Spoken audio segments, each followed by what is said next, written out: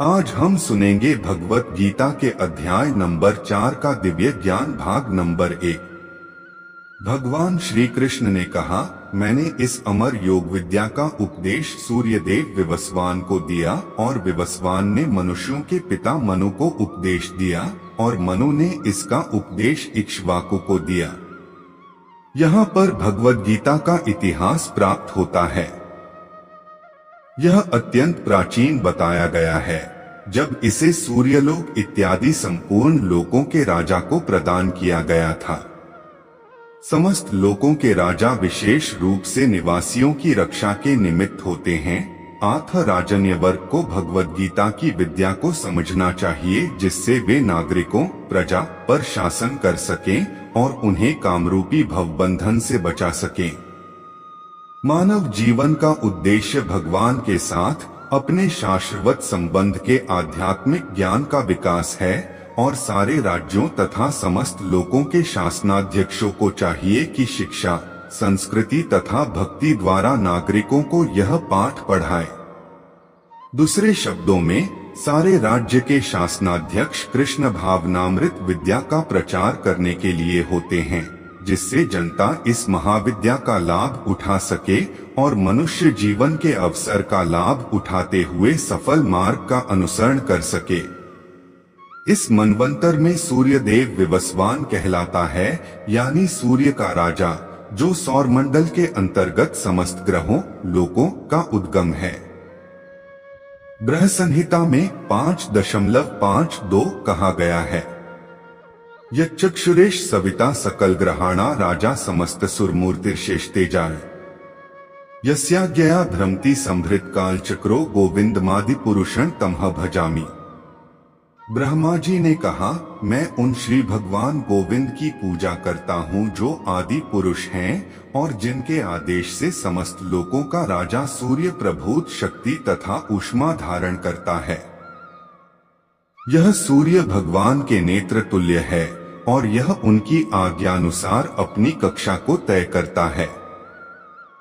सूर्य सभी लोकों का राजा है तथा सूर्यदेव विवस्वान सूर्य ग्रह पर शासन करता है, जो ऊष्मा तथा प्रकाश प्रदान करके अन्य समस्त लोकों को अपने नियंत्रण में रखता है। सूर्य कृष्ण के आदेश पर घूमता है और भगवान कृष्ण ने विवस्वान को भगवत गीता की विद्या समझाने के लिए अपना पहला शिष्य चुना। अतः गीता किसी मामूली सांसारिक विद्यार्थी के लिए कोई काल्पनिक भाष्य नहीं, अपितु ज्ञान का मानक ग्रंथ है जो अनंत काल से चला आ रहा है। महाभारत में शांति पर्व 348.51-52 हमें गीता का इतिहास इस रूप में प्राप्त होता है। त्रेतायुगादौ च ततो विवस्वान् मन्वे ददौ मनुश्च लोकभृत्यर्थ सुतायेक्ष्वाक्वे ददौ इक्ष्वाकुणा च कथितो व्याप्य लोकान्वस्थितः। त्रेतायुग के आदि में विवस्वान ने परमेश्वर संबंधी इस विज्ञान का उपदेश मनु को दिया और मनुष्यों के जनक मनु ने इसे अपने पुत्र इक्ष्वाकु को दिया। इक्ष्वाकु इस पृथ्वी के शासक थे और उस रघुकुल के पूर्वज थे जिसमें भगवान श्री राम ने अवतार लिया। इससे प्रमाणित होता है कि मानव समाज में महाराज इक्ष्वाकु के काल से ही भगवत गीता विद्यमान थी।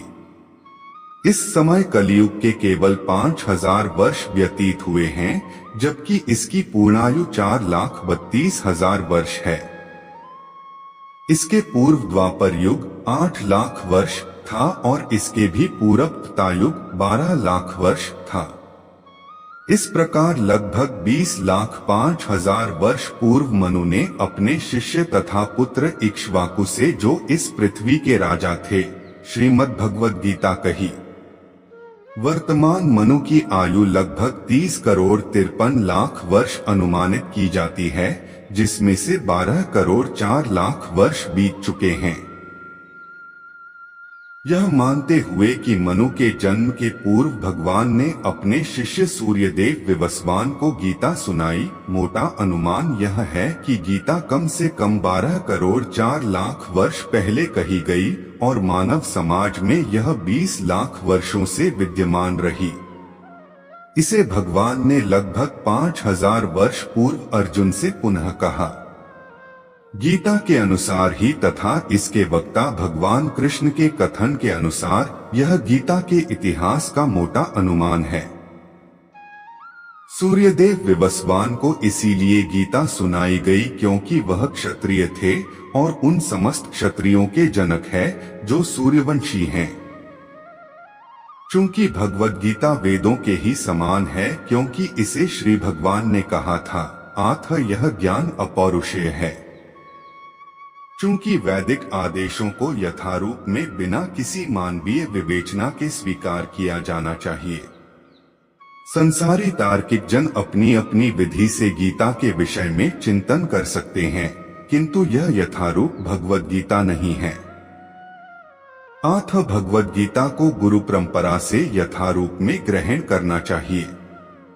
यहाँ पर यह वर्णन हुआ है कि भगवान ने इसे सूर्यदेव से कहा, सूर्यदेव ने अपने पुत्र मनु से और मनु से अपने पुत्र इक्ष्वाकु से कहा। अगले भाग में हम सुनेंगे भगवत गीता के अध्याय नंबर 4 का दिव्य ज्ञान भाग नंबर 2।